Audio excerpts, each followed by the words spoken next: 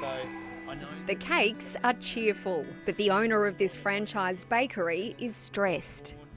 I think it's with the corona and stuff. People haven't got much money to spend. They're still a bit scared of another lockdown. We used to get like around 250 customers a day, but now we're struggling to get even 150 a day. Pranay Mahajan was getting reduced rent from his landlord, shopping centre giant Vicinity, but he's now back paying the full amount despite sales being down 20%. You have to put money from your pocket to run the business. It's really stressful, especially in the shopping centre. I know a few people that are closing down just because of the rent.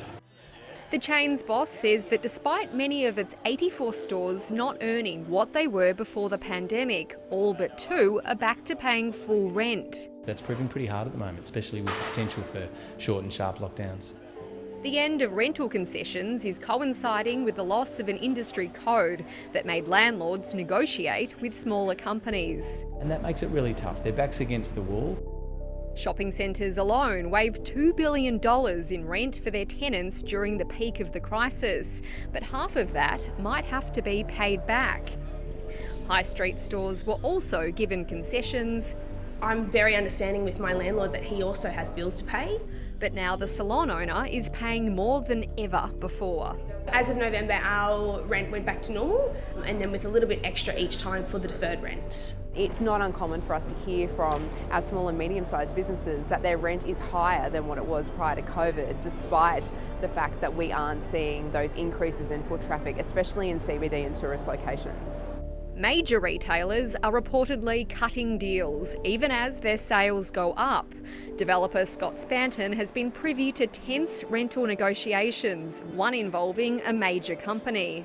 they had a lease expiring this year, and they've renegotiated a rent deal from 1.6 million down to around 900,000 a year in rent for a 7-year deal with $5 million of cash up front. So that was a massive concession that's cost that landlord in the order of $10 to $15 million. He says some smaller players are getting in on the action. We've seen rents of $110,000, $120,000 a year being reduced down to $80,000 a year.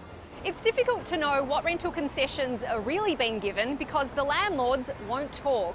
The business approached a dozen of them, including Vicinity. None would speak to us or comment on individual tenancies.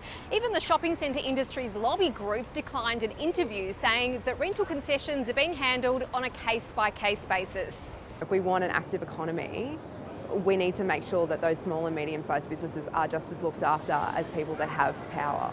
Landlords have returns they need to make, I get that. They're owners, they get a return on their investment. It's not going to help if there are for lease signs and vacant stores all over the place. Pranay Mahajan hopes to stay open. We're not sure how long we're going to run this business. There's always stress, maybe there's another lockdown. After 5 years, he just wants to celebrate his bakery's 6th birthday.